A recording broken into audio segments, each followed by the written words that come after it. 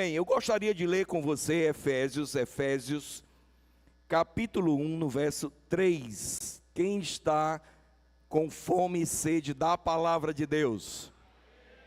Glória a Deus.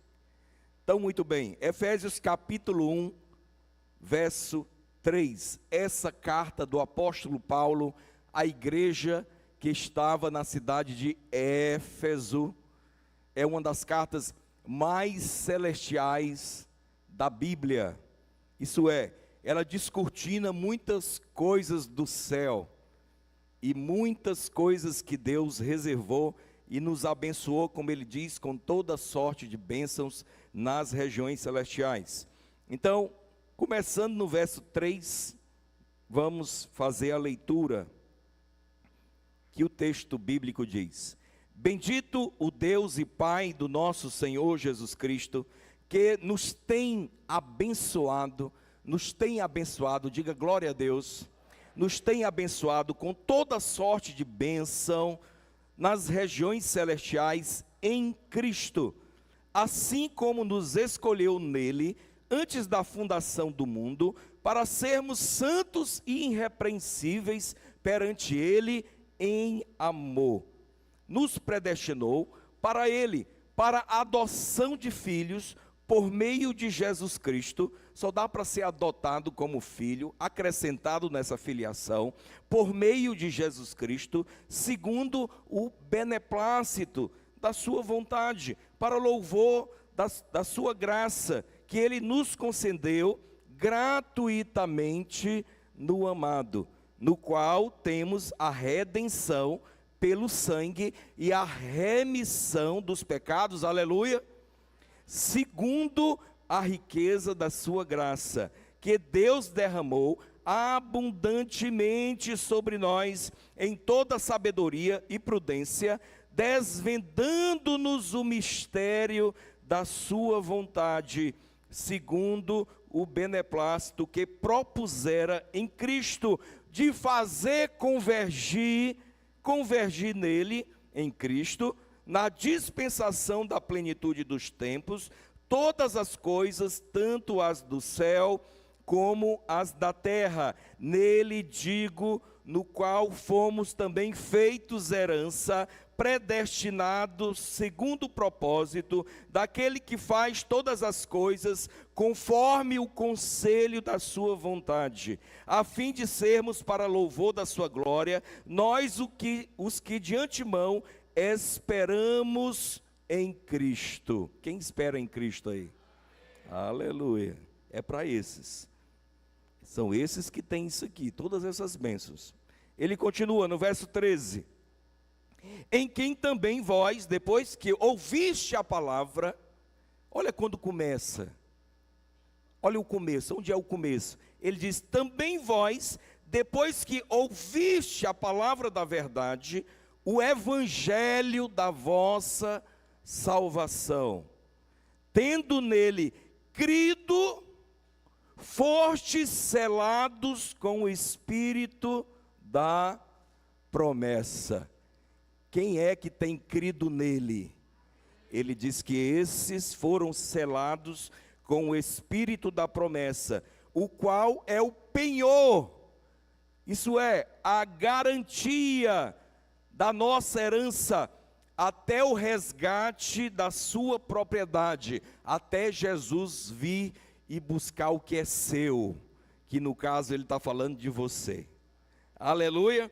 Ele diz em louvor da sua glória. Então fica em pé em nome de Jesus, fica em pé, vamos orar. Pai, nós agradecemos a tua palavra, que é viva, ela é viva e eficaz, e Pai, em nome de Jesus, traz agora a ação poderosa do Teu Espírito Santo, e Pai, em nome de Jesus, destruindo fortalezas, removendo crenças erradas, fazendo com que o nosso coração esteja plugado na Tua palavra. Oh Pai, nos ensina, Senhor, nos renova, enche o nosso coração de fé, nós te pedimos isso em nome de Jesus, amém, glória a Deus. Muito bem,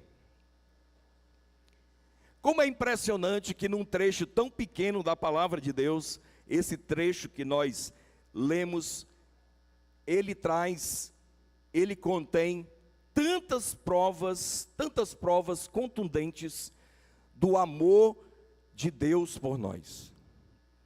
De tantas coisas boas que Deus já nos abençoou, porque a palavra que nós lemos, Efésios capítulo 1, no verso 3, projeta aí, ele diz que ele nos tem abençoado. Deus não só nos abençoou, mas ele continua a nos abençoar. Ele tem nos abençoado com toda sorte de bênçãos nas regiões celestiais. Quer dizer, não é só com algumas bênçãos, não é só com várias bênçãos, mas é com toda sorte de bênçãos na região celestial. Isso é, não sobrou nada de fora, está tudo incluído.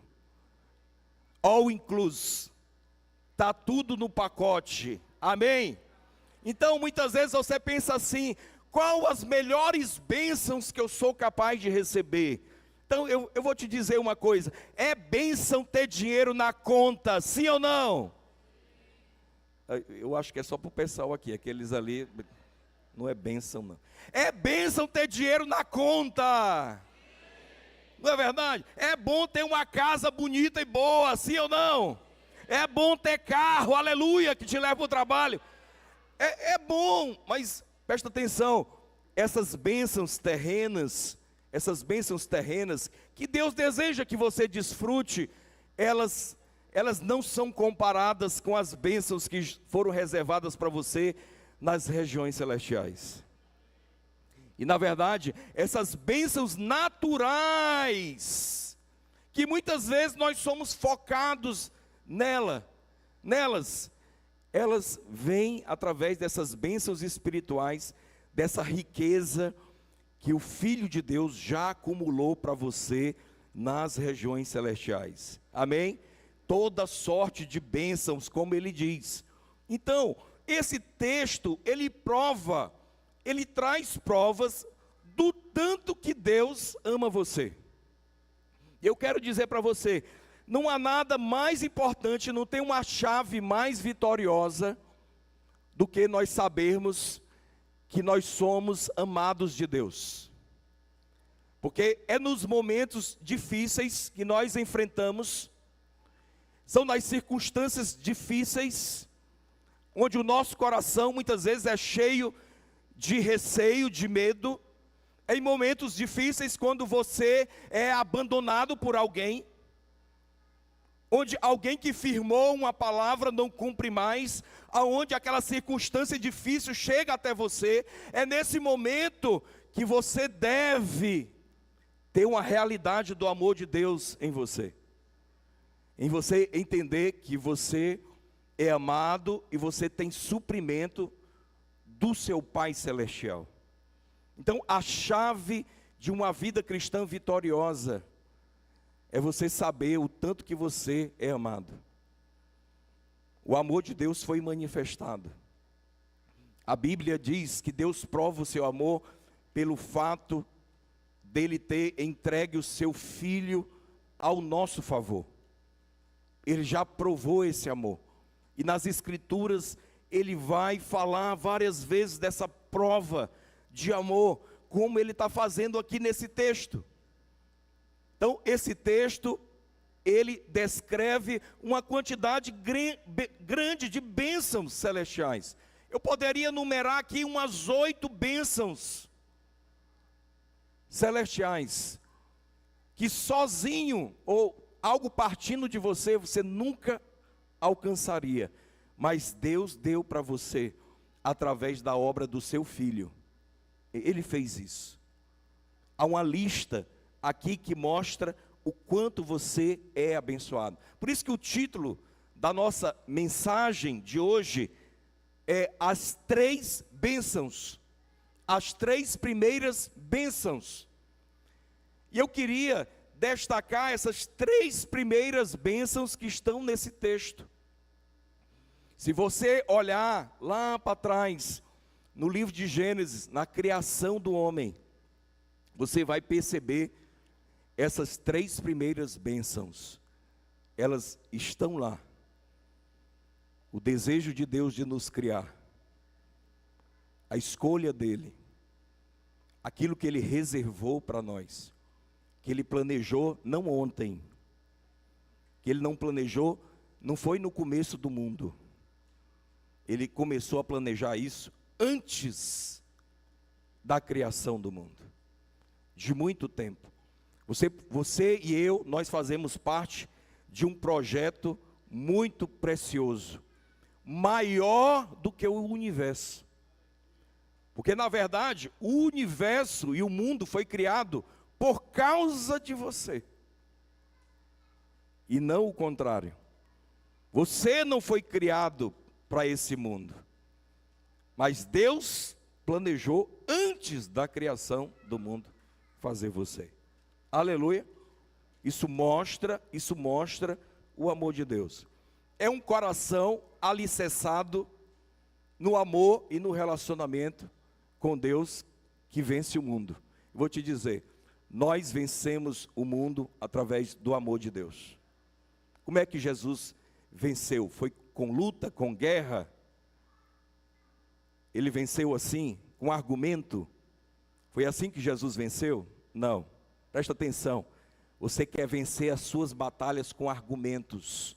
Não vence. Você só vence as batalhas pelo amor. Foi assim que ele venceu. Ele diz, eu venci o mundo.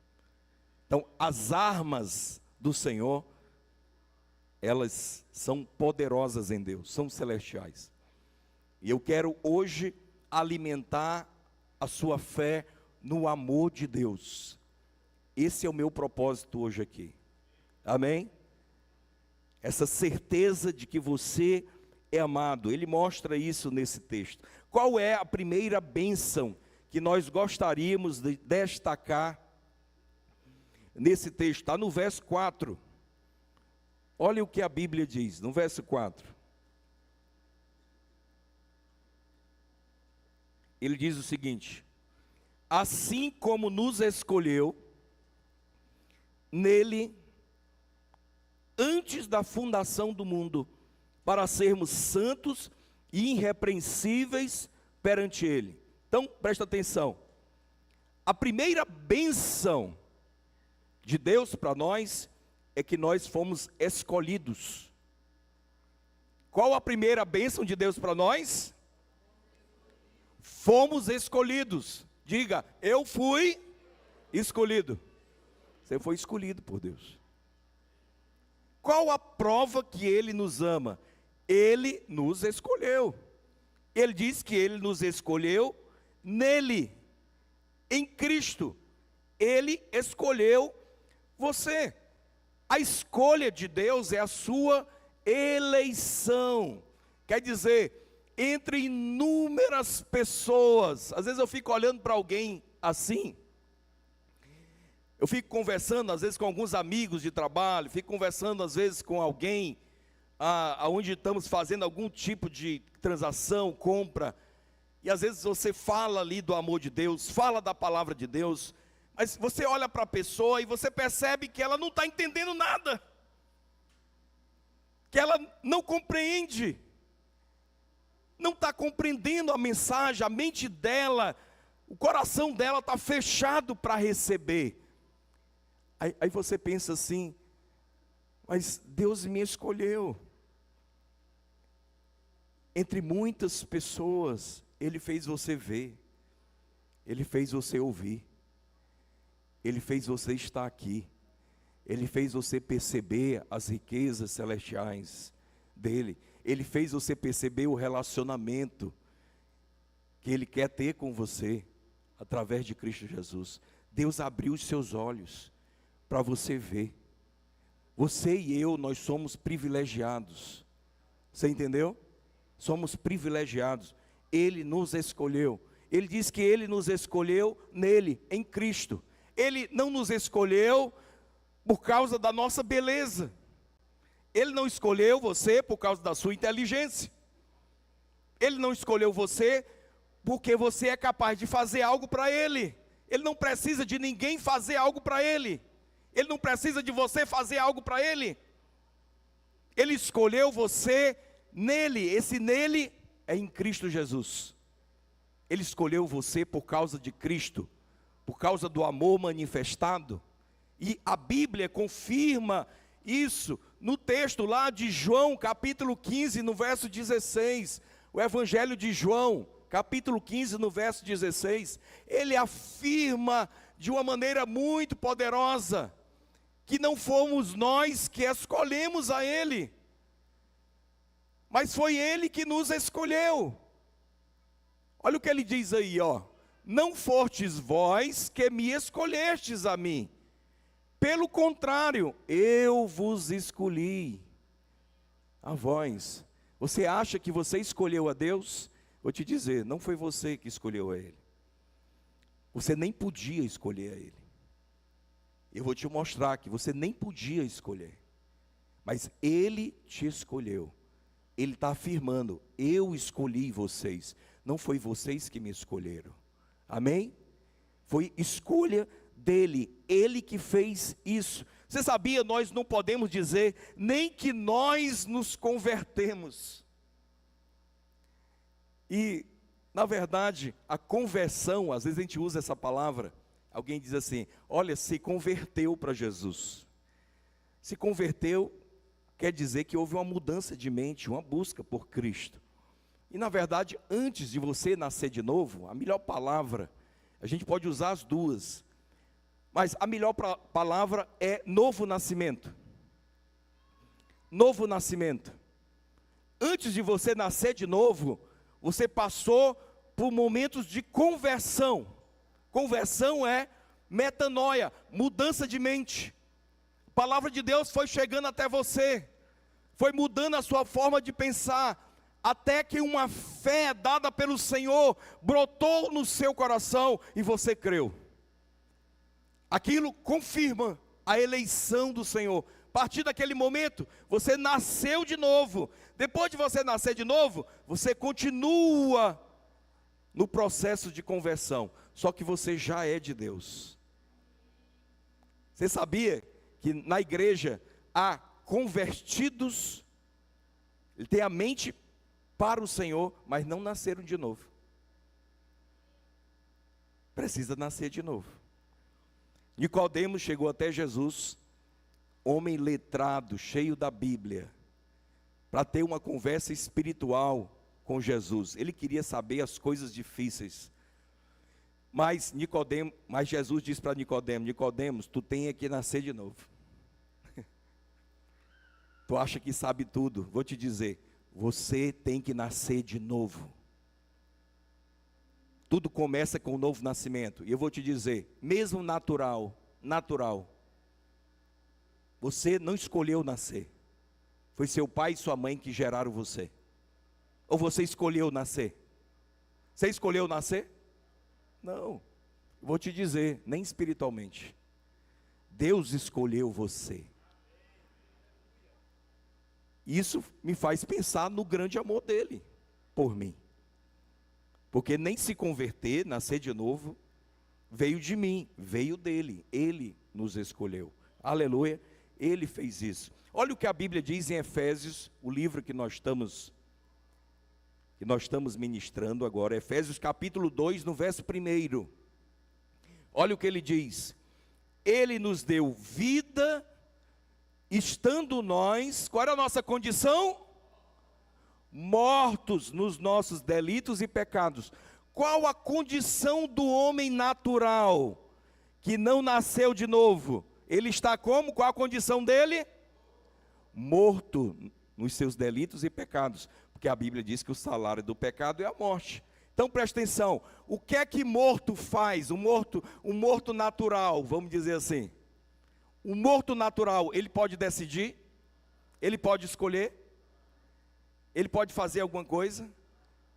Quando você vai no velório, está lá um caixão com a pessoa morta, ele pode fazer mais alguma coisa nessa terra aqui?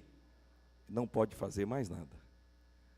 Você entendeu? Ele diz que nós estávamos mortos Morto não tem condição de escolher. Por isso que Deus te escolheu. Deus te tirou da condição que você estava e te deu vida. Ele disse, te deu vida, abriu os teus olhos, te deu vida. Amado, nós somos privilegiados demais. Ele nos deu vida, nós estando mortos nos nossos delitos e pecados. Agora, presta atenção, nada afronta mais o homem natural do que a doutrina da eleição, que é essa que eu estou falando aqui para você. Por que afronta? Porque ela está dizendo que nem a capacidade de escolha de verdade você tem. Isso é, ele está dizendo que você não é capaz de se salvar. Você não é capaz de fazer essa escolha. Ele fez a escolha na sua direção. De muito tempo, ele marcou o encontro com você. E te alcançou. E chegou no seu coração. Ele fez isso. Então, quando nós falamos da eleição, e a gente lembra quando Israel, o povo de Israel é chamado, e Deus está conduzindo eles no deserto. Em um momento, Deus diz assim para eles, olha, eu não escolhi vocês porque vocês eram a melhor nação da face da terra. Eu não escolhi vocês porque vocês são bonitinhos. Eu não escolhi vocês porque vocês podem fazer alguma coisa. Não. Ele escolheu eles segundo a vontade e o propósito dele. Ele tem propósito através da escolha que ele fez na sua direção. A soma de escolhas que ele fez através da vida de cada um contribui para o propósito eterno para o qual ele destinou a humanidade. Você entendeu? Amém? Então, isso às vezes traz uma certa confusão na mente de algumas pessoas. Por quê? Porque a gente teria só duas explicações para isso. E alguns creem de uma forma e outros creem de outra. Qual a primeira explicação para essa escolha que nós poderíamos dar? A primeira é que nós fomos escolhidos por Deus simplesmente por causa da sua vontade. Do seu bom prazer, da sua satisfação, independente de qualquer coisa que tenhamos feito. Isso é, Deus, Ele governa o universo e Ele é soberano. E Ele não precisa, nas suas escolhas, dar a explicação para ninguém. Porque Ele é Deus, nós somos criaturas de Deus. Fomos criados por Ele. Então, sendo Ele Deus, governante do universo, Ele tem a soberania de todas as coisas. Ele pode fazer o que bem quiser. A palavra de Deus diz, agindo Deus, quem impedirá? Se Deus quer e age, quem é que pode impedir? Nem homem, nem força alguma, nem Satanás, nem ninguém pode impedir quando Deus decide. Você entendeu? Então, essa poderia ser uma explicação. A segunda explicação coerente que nós poderíamos escolher dessa afirmação, Ele escolheu você. Então, nós fomos escolhidos e abençoados antes da fundação do mundo por causa da presciência e do pré-conhecimento de Deus. Isso é, Deus ele não é preso pelo tempo. Nós temos o tempo trabalhando não a nosso favor. Nós fomos colocados dentro do tempo. Mas Deus não é preso no tempo. Ele criou o homem, Ele criou o mundo, Ele criou o tempo. Deus é atemporal. Ele é o mesmo ontem, Ele é hoje e Ele sempre será. Deus não muda. Ele é o mesmo, Ele não envelhece. Ele sempre existiu, Ele não tem começo e Ele não tem fim. A Bíblia diz que o universo vai se envelhecer, qual roupa velha. Vai se desfazer, mas Ele eternamente será. Você entendeu? Então, a gente gosta às vezes para ilustrar, para dizer que houve uma eternidade passada. Assim, se a gente pudesse usar esse passado em eternidade, porque não tem nada a ver. Falar de tempo e de eternidade ao mesmo tempo. Mas a gente usa como uma ilustração para a pessoa. Na eternidade passada, antes dele criar o tempo, ele pensou em você e em mim e nos escolheu nele. Ele criou o tempo, vamos dizer que essa parte aqui do tapete, aqui é a eternidade passada. Então, há um tempo que iniciou desde a criação, e esse tempo ele vai concluir. E vai começar um outro tempo, que na verdade não é o tempo, é a continuação da eternidade, junto com o Senhor. Porque o Senhor não te escolheu para estar com Ele só nesse tempo. Ele te escolheu para estar eternamente com Ele. Agora, quem escolheu a morte foi um homem. No dia que Deus disse: se você comer dessa árvore, você vai morrer. Aí ele usou a capacidade de escolha dele de maneira errada. Ele escolheu a morte e não a árvore da vida. E ele vem a Bíblia toda dizendo para o homem que está vivo, escolha certo. Escolha por aquilo que está diante de você.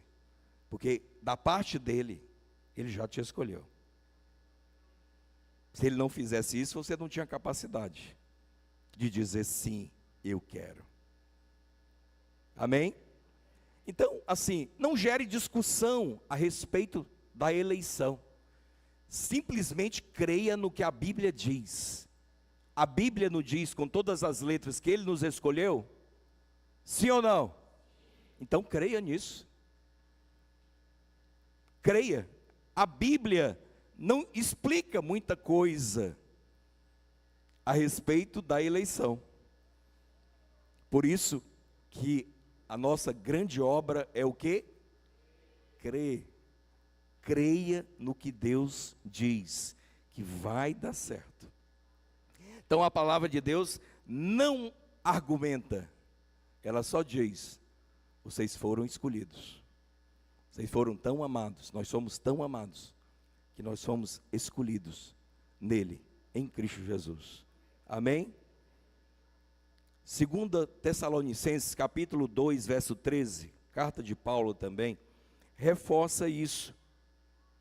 Olha o que ele diz: entretanto, devemos dar graças a Deus por vós, irmãos amados pelo Senhor. Olha que bênção. Ele diz: porque Deus fez o quê? O que é que Deus fez? Eu pensava que já estava projetado lá. Presta atenção. Entretanto, devemos sempre dar graças a Deus por vós, irmãos amados, porque Deus vos escolheu. Ele diz: irmãos tão amados, Deus os escolheu. Vocês são amados. E Ele escolheu desde o princípio para o quê? Para a salvação. Então presta atenção. Deus não criou o homem para condenação. Deus criou o homem para salvação. A palavra de Deus vai dizer através de Paulo para o seu filho Timóteo que Deus deseja que todos cheguem ao arrependimento. Mudem a maneira de pensar. Abracem o que Deus está propondo. Amém? Ele diz isso. Não é o desejo de Deus que ninguém pereça. Agora, quando nós olhamos e dizemos assim, que Deus escolheu algumas pessoas, quando parece que não escolheu outras, parece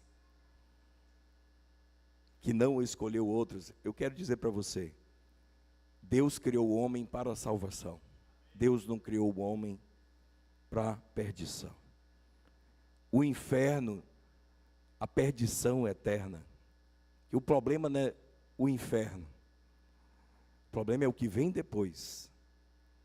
aonde o inferno vai ser lançado, que é no lago da segunda morte.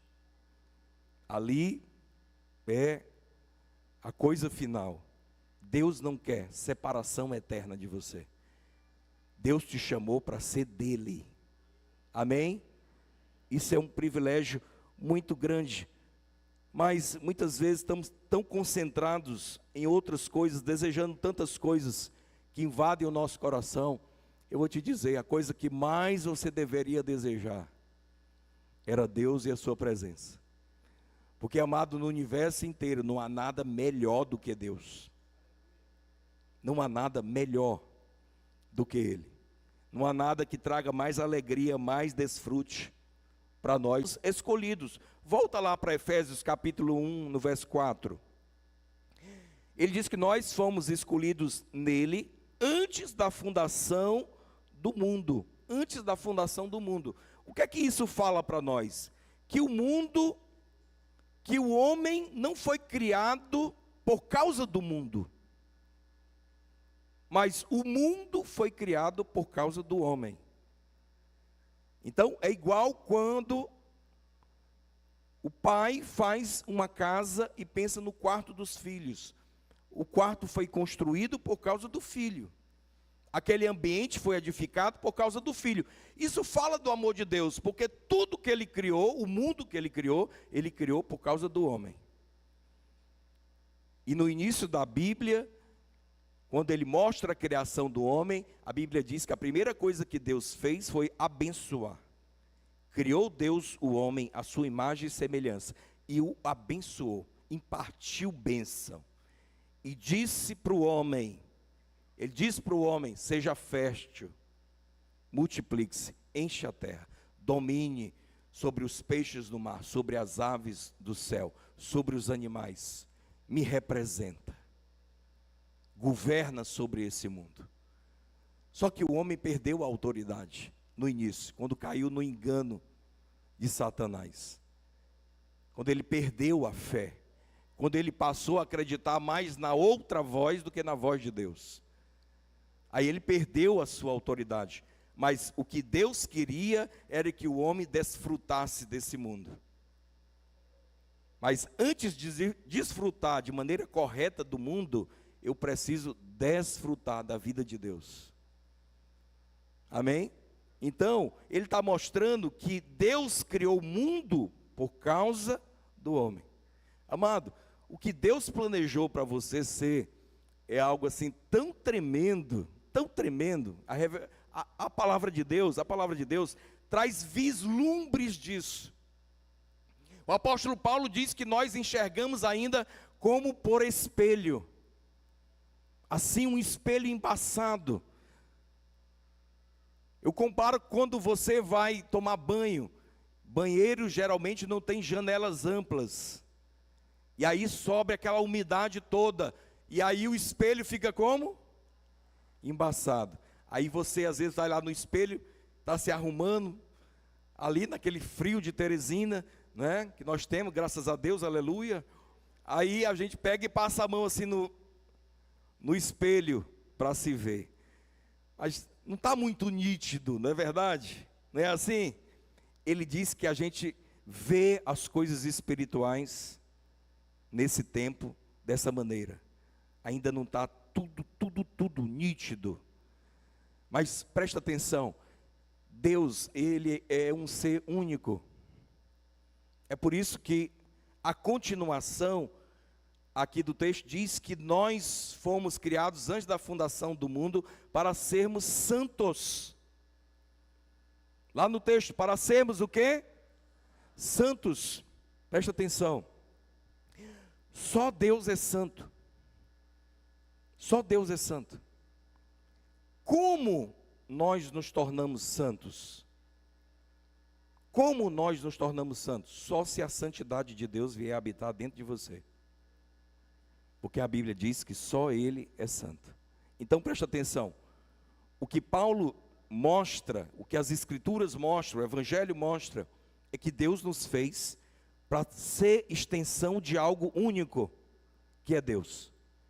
Deus não te criou simplesmente para você ser um ser isolado dele.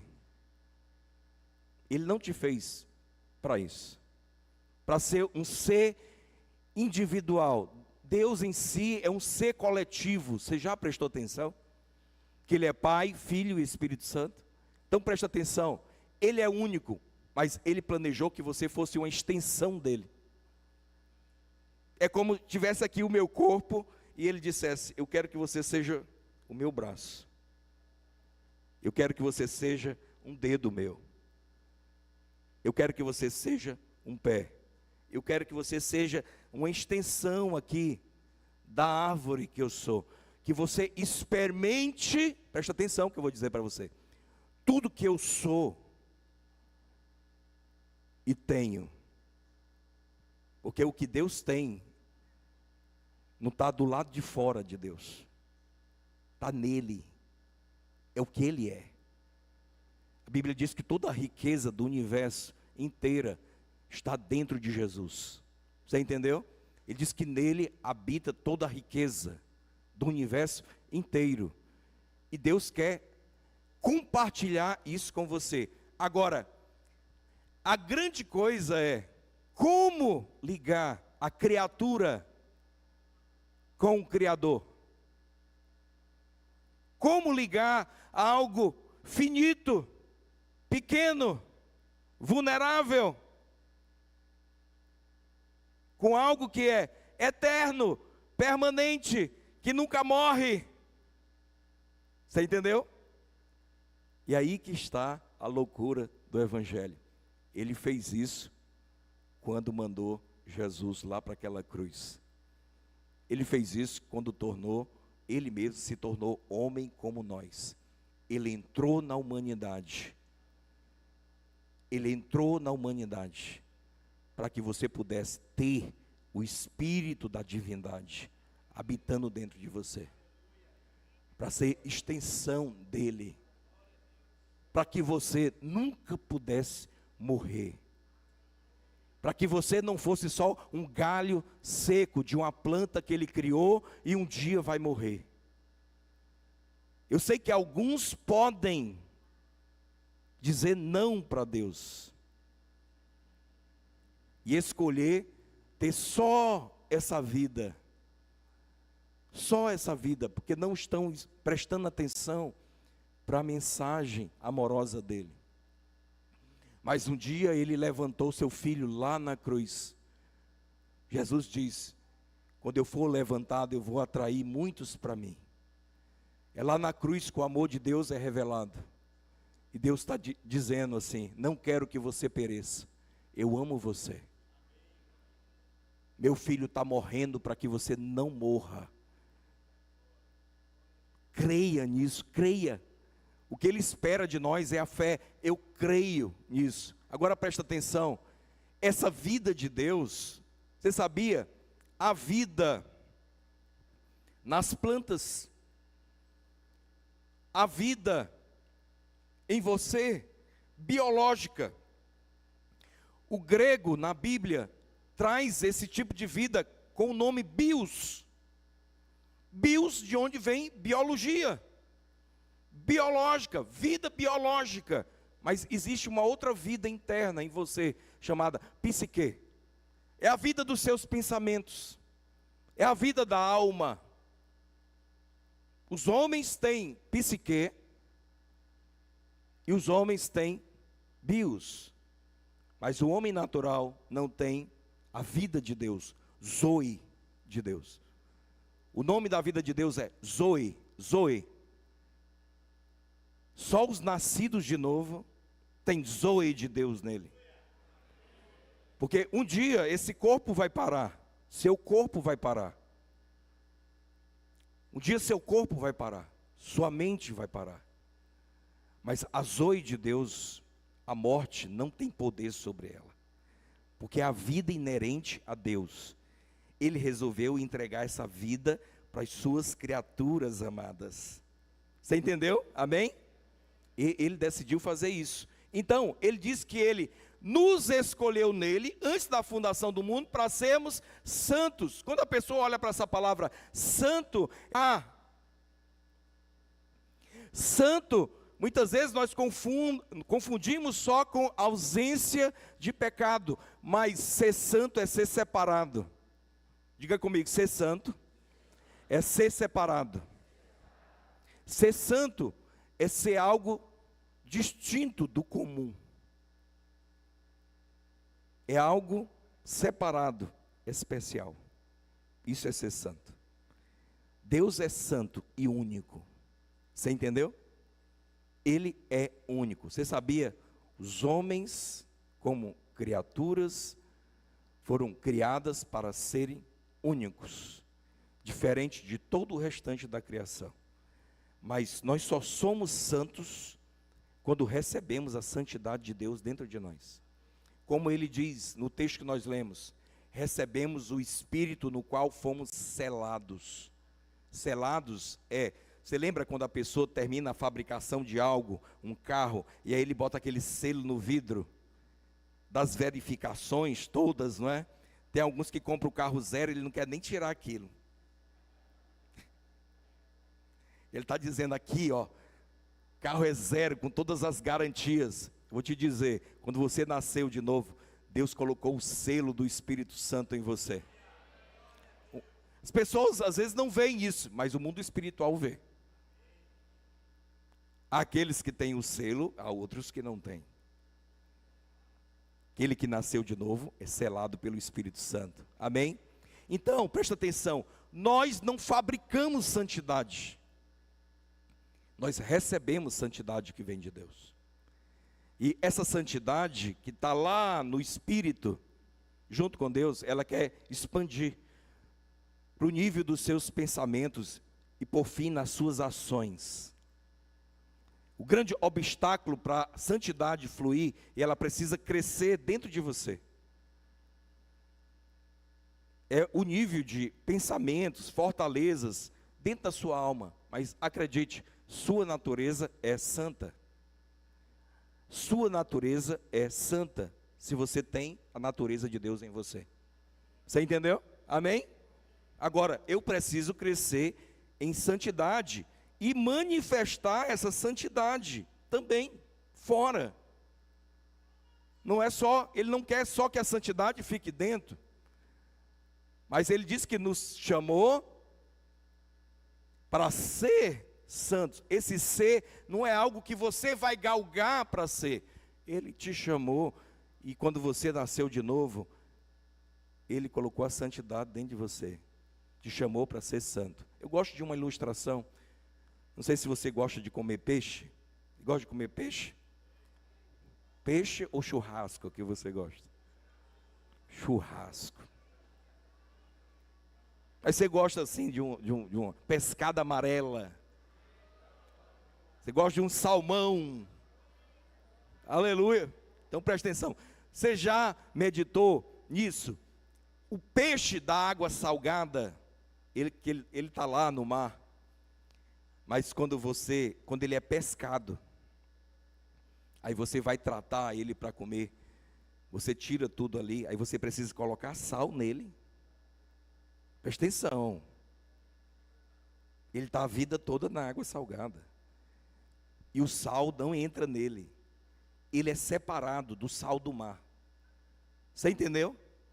Então presta atenção, nós vivemos num mundo caído, mas você é santo. Nós podemos viver de maneira separada nesse mundo, assim como o peixe da água salgada vive no mar. Você entendeu? Sem ser contaminado. Na verdade, como a Bíblia diz que você tem essa nova natureza, olha o que diz a carta de Pedro, segunda carta de Pedro, capítulo 1, no verso 4. Olha o que a palavra de Deus diz. Ela diz assim: pelas quais nos têm sido doadas suas promessas, as suas preciosas e muito grandes promessas. Preciosas e grandes promessas. Elas foram doadas, dadas para você, quando Ele te escolheu. Amém? Ele diz: para que por elas vos torneis o quê? Coparticipantes da natureza divina. participamos agora de uma natureza que nós não tínhamos. Ela era só de Deus. Ele te escolheu para botar a natureza dele dentro de você. Você entendeu? O nascido de novo, ele tem a natureza de Deus.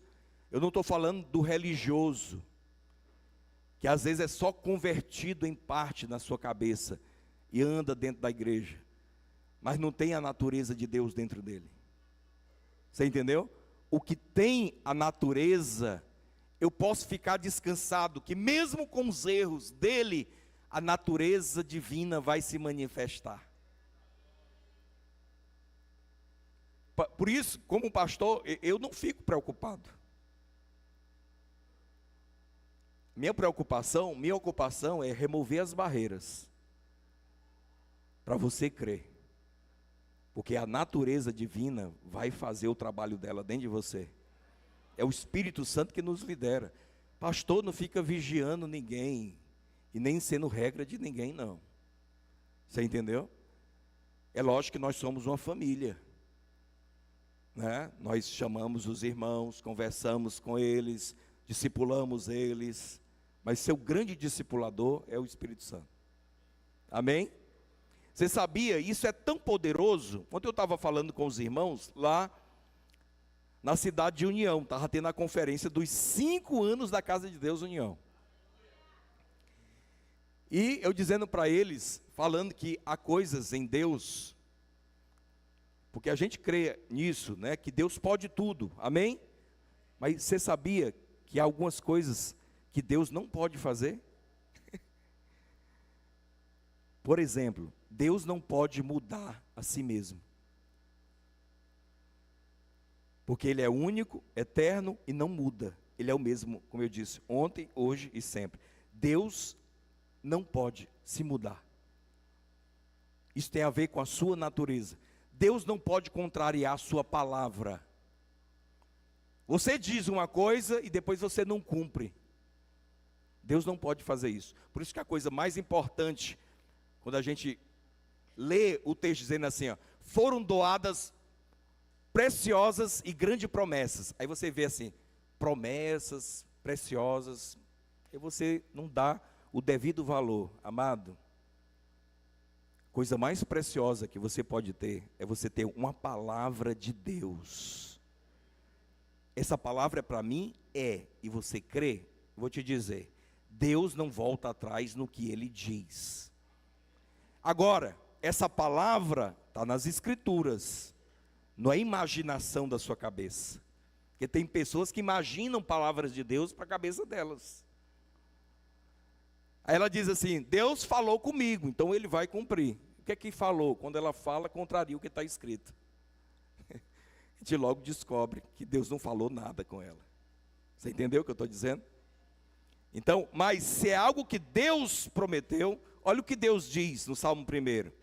Ele diz que aquele que é ligado ali ao Senhor, que dá valor à sua palavra, é como árvore plantada junto a ribeiros de água. Tudo que faz, prospera. Isso é um tipo de promessa das Escrituras. Você é a árvore plantada junto a ribeiro de água. Ele diz que eu não preciso ter medo no tempo difícil, e tudo que eu faço prospera. Você crê nisso?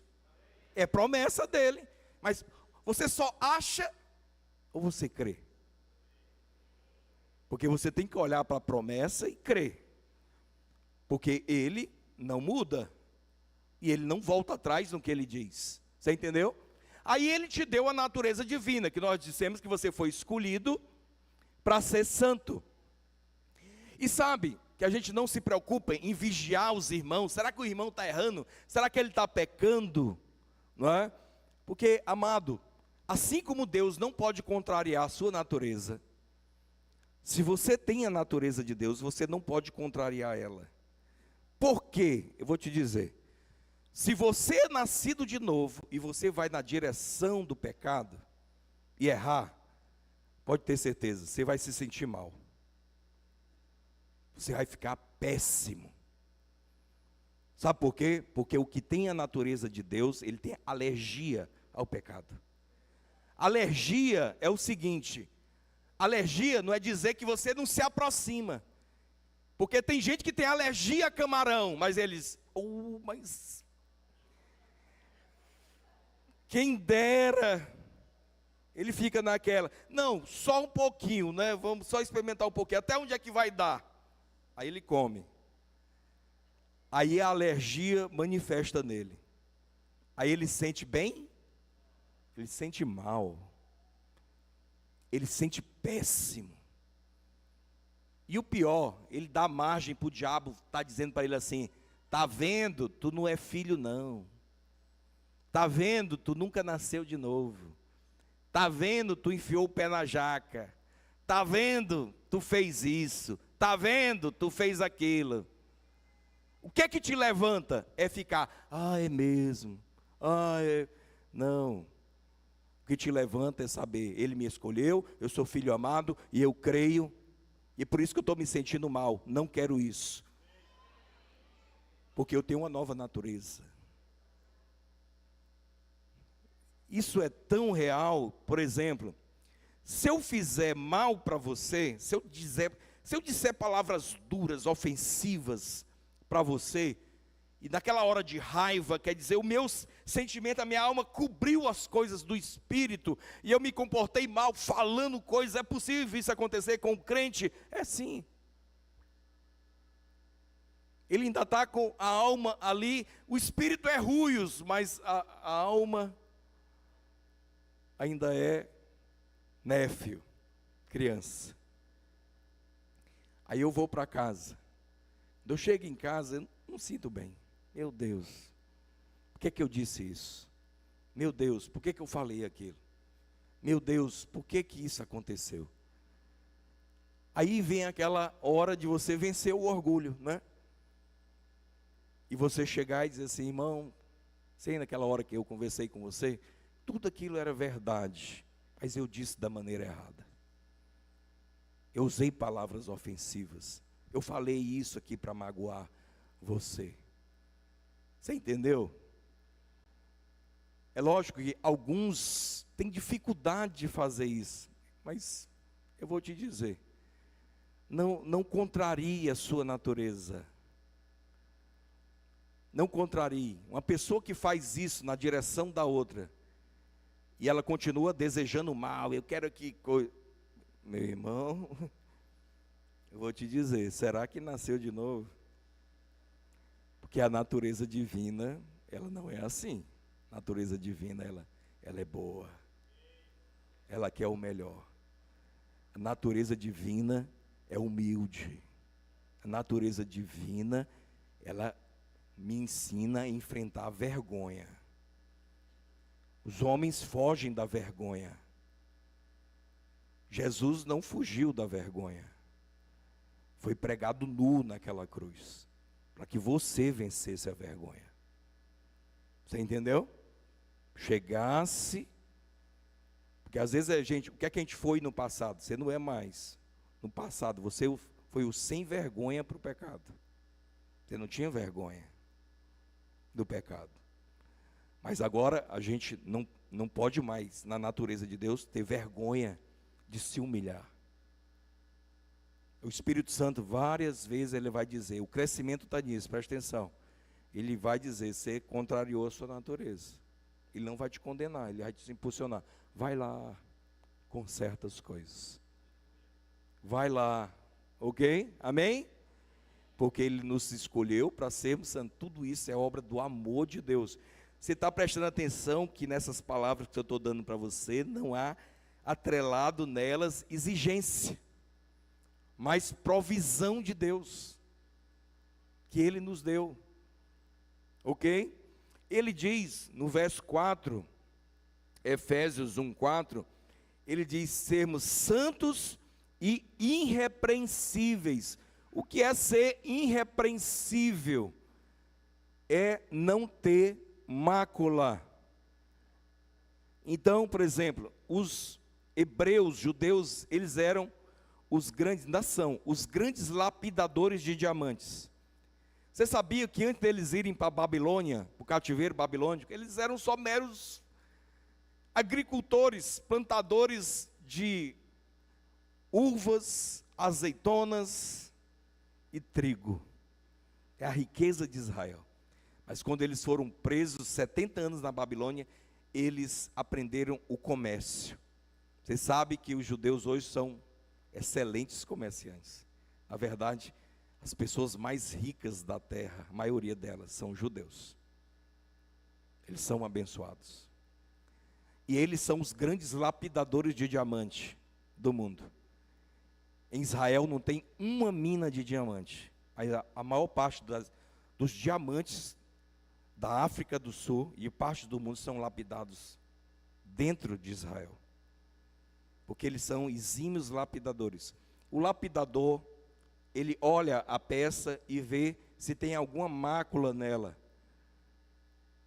uma sujeira, algo que rouba o brilho daquela peça, para que ele escolha a peça que é perfeita. Você entendeu? Você sabia que, mesmo com toda a imperfeição que existe em você, na sua alma, quando você foi escolhido por Deus, aceitou Jesus, nasceu de novo, a Bíblia diz que você foi vestido de Cristo. Quando você está diante de Deus e Deus olha para você, Ele só vê Jesus. Ele olha uma pedra sem mácula. Pastor, mas tem tanta coisa de errado em mim. Você sabe, Deus sabe, mas Deus vê perfeição em você através de Cristo Jesus. É por isso que você pode estar diante dele. Presta atenção, essa ilustração. No Velho Testamento, o tabernáculo, existia um lugar chamado Lugar Santíssimo. Lá, nem os sacerdotes entravam. Os poucos sacerdotes não entravam lá, só entrava no Santo dos Santos, que era o local que representava a presença de Deus. Só entrava lá o sumo sacerdote, uma vez por ano. E ele não fazia isso sem oferecer o sacrifício de sangue. Ele entrava lá com uma tigela cheia de sangue, para colocar sobre o propiciatório, que era a tampa da arca. Você entendeu? Se ele entrasse ali com uma fé errada, que não era baseada no sangue, ele morria de maneira fulminante. Há uma lenda que até amarravam uma corda no pé do sumo sacerdote quando ele entrava. Por quê? Porque se ele caísse duro lá, aí a turma só puxava ele, porque ninguém ia querer entrar lá para pegar ele. Você entendeu? Então presta atenção. Nós não poderíamos nunca estar perante ele. Mas a Bíblia diz que ele nos escolheu antes da fundação do mundo, colocou a santidade dele dentro de nós por causa da obra de Cristo Jesus, para nós estarmos diante dele irrepreensíveis. Diga glória a Deus. Isso é uma verdade extraordinária. Porque pessoas aí fora, a vida toda delas é tentar se qualificar para estar um dia no céu perante o Senhor. Eu vou te dizer, nunca vão estar, se não conhecerem, se não depositarem fé no sangue de Jesus, na obra do Cristo. Como é que eu deposito fé na obra do Cristo? Entenda o seguinte: Jesus não pode entrar na minha vida se você não pedir a Ele para governar você. A salvação, a santidade, tudo de Deus só entra em você no dia que você diz assim: olha, não quero mais gerenciar a minha vida. Eu quero que o Senhor governe a minha vida. Porque todos nós sabemos que Deus é bom. Todos nós sabemos que Deus é amoroso. Então me diz, por que algumas pessoas não recebem a Deus? Eu vou te dizer, porque isso aconteceu comigo. Eu sabia que Deus era bom. Eu sabia que Deus queria o melhor para mim. Mas eu queria fazer o que eu quisesse na minha vida. Eu não queria Deus mandando em mim. dizendo: ei, não faz mais isso. Ei, não faz mais aquilo. Ei, não tem esse tipo de relacionamento. Ei, mas presta atenção, eu não posso ter a eternidade do céu, a vida de Deus, se eu não for governado por Ele. Você entendeu? A vida que foi nos dada, ela é dada de graça, mas não foi de graça. Você entendeu meu trocadilho? Ela é dada de graça para você, mas não foi de graça. Ele pagou um preço alto para te dar isso. E eu vou te dizer, sem o sacrifício de Jesus, seus pecados não poderiam ser perdoados. E o Espírito Santo, a vida de Deus, jamais poderia habitar em um homem que não tem os seus pecados perdoados. Ele só pode habitar aonde o homem recebeu perdão dos seus pecados. Alguém diz assim: ah, pastor, mas eu continuo a errar, eu peco. Sim, mas presta atenção, a provisão de Jesus é para todos os pecados, os que já aconteceram e até para os que vão acontecer. Por isso que Ele pode habitar dentro de você. Aleluia, amém. Não é muita bênção? Sim ou não? Essa é só a primeira. Essa é só a primeira bênção do texto. Eu não vou ter tempo para falar das outras duas de maneira profunda. Mas uma delas nós compartilhamos no domingo passado. É a bênção da filiação. A Bíblia diz, coloca aí no texto, no verso 5, ele diz que nós fomos predestinados. Olha o que ele diz. 5. Nos predestinou para quem? Para Ele. Nos predestinou para Ele, para a adoção de filhos por meio de Jesus Cristo. Não tem outra maneira de você ser filho de Deus. Você não é filho de Deus porque você nasceu na religião A, B ou C ou D. Você só pode ser filho de Deus através de Cristo. Você entendeu? Através dele nós podemos ser filhos de Deus. Um dia eu disse para uma pessoa, eu disse assim: você já percebeu que a Bíblia fala que Jesus é o Filho unigênito de Deus? Ela disse: é mesmo. Você já ouviu essa expressão na Bíblia? Ele é o unigênito Filho de Deus, sim ou não? Sim. O que é unigênito? Único filho. Eu tenho 2 filhos, uma filha e um filho, a Beatriz e o Bruno. Quando a Beatriz nasceu, era minha única filha, minha unigênita, porque eu não tinha outro filho. Quando o Bruno nasceu, a minha unigênita se transformou na primogênita. Agora presta atenção, se Jesus, Ele é o unigênito, o que é que nós somos? Eu pergunto assim para as pessoas: se Jesus é o único Filho de Deus, você e eu somos o quê? Hein? Você entendeu? Então presta atenção, Ele veio como unigênito, mas Ele não permaneceu como unigênito. Ele deu início à nova raça dos filhos de Deus. E se tornou um primogênito de muitos irmãos. Por isso que nós nos chamamos de irmãos. Somos todos filhos do mesmo Pai. Então presta atenção. Ele nos escolheu nele para sermos filhos. Ele podia ter nos escolhido para ser escravo. Ele podia ter nos escolhido para ser trabalhador. Ele podia ter nos escolhido para que você fizesse algo debaixo de exigência, sim ou não? Podia, Ele não é Deus. Só que Ele nos escolheu para ser filhos. Que precioso! Nos escolheu para ser filhos. Por isso que nós recebemos o espírito da filiação, que está em você. Os filhos de Deus são aqueles guiados pelo Espírito de Deus. Estão sob a liderança do Espírito. É isso que prova que você é filho de Deus. Amém?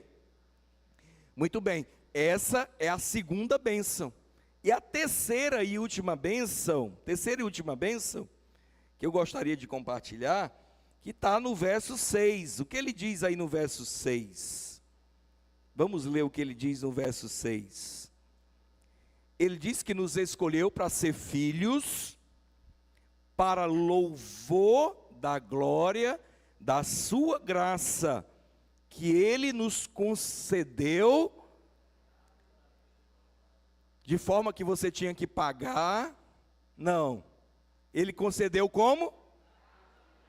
Gratuitamente.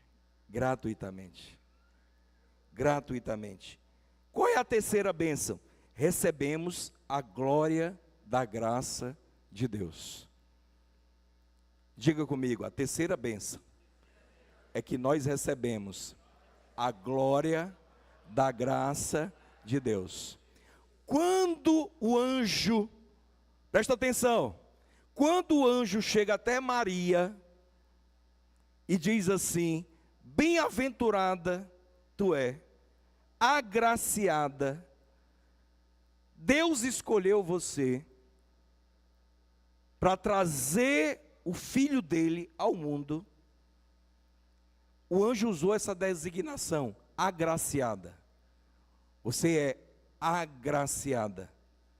Ele está dizendo que nós fomos agraciados. A palavra usada aqui é a mesma dita para Maria. Agora preste atenção, Maria foi agraciada porque carregou Jesus no ventre por 9 meses. Ela não gerou Jesus, no sentido de, dentro de Maria não tinha óvulo de Maria e nem sêmen de José. O Espírito Santo gerou Jesus, ela carregou Jesus por 9 meses. A Bíblia diz que ela foi agraciada.